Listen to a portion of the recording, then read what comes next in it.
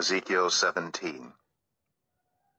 The word of the Lord came to me, Son of man, set forth an allegory, and tell it to the Israelites as a parable.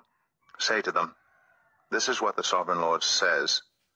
A great eagle with powerful wings, long feathers, and full plumage of varied colors came to Lebanon, taking hold of the top of a cedar.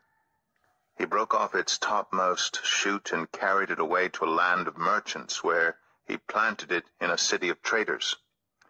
He took one of the seedlings of the land and put it in fertile soil. He planted it like a willow by abundant water, and it sprouted and became a low, spreading vine. Its branches turned toward him, but its roots remained under it. So it became a vine and produced branches and put out leafy boughs. But there was another great eagle with powerful wings and full plumage. The vine now sent out its roots toward him from the plot where it was planted, and stretched out its branches to him for water. It had been planted in good soil by abundant water, so that it would produce branches, bear fruit, and become a splendid vine. Say to them, This is what the Sovereign Lord says. Will it thrive? Will it not be uprooted and stripped of its fruit so that it withers?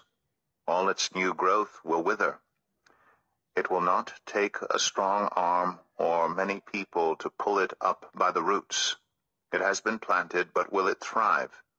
Will it not wither completely when the east wind strikes it, wither away in the plot where it grew? Then the word of the Lord came to me.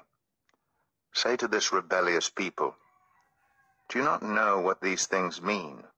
Say to them, The king of Babylon went to Jerusalem and carried off her king and her nobles, bringing them back with him to Babylon. Then he took a member of the royal family and made a treaty with him, putting him under oath. He also carried away the leading men of the land, so that the kingdom would be brought low, unable to rise again, surviving only by keeping his treaty. But the king rebelled against him by sending his envoys to Egypt to get horses and a large army. Will he succeed? Will he who does such things escape? Will he break the treaty and yet escape? As surely as I live, declares the Sovereign Lord, he shall die in Babylon, in the land of the king who put him on the throne, whose oath he despised and whose treaty he broke. Pharaoh, with his mighty army and great horde, will be of no help to him in war, when ramps are built and siege works erected to destroy many lives. He despised the oath by breaking the covenant, because he had given his hand in pledge, and yet did all these things. He shall not escape. Therefore this is what the Sovereign Lord says. As surely as I live, I will repay him for despising my oath and breaking my covenant. I will spread my net for him, and he will be caught in my snare.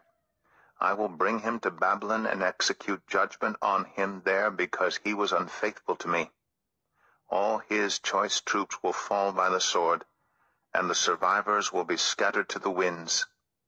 Then you will know that I, the Lord, have spoken. This is what the Sovereign Lord says. I myself will take a shoot from the very top of a cedar and plant it.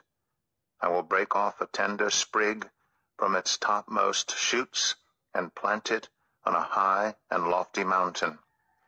On the mountain heights of Israel I will plant it. It will produce branches and bear fruit and become a splendid cedar. Birds of every kind will nest in it. They will find shelter in the shade of its branches. All the trees of the forest will know that I, the Lord, bring down the tall tree and make the low tree grow tall. I dry up the green tree and make the dry tree flourish. I, the Lord, have spoken, and I will do it.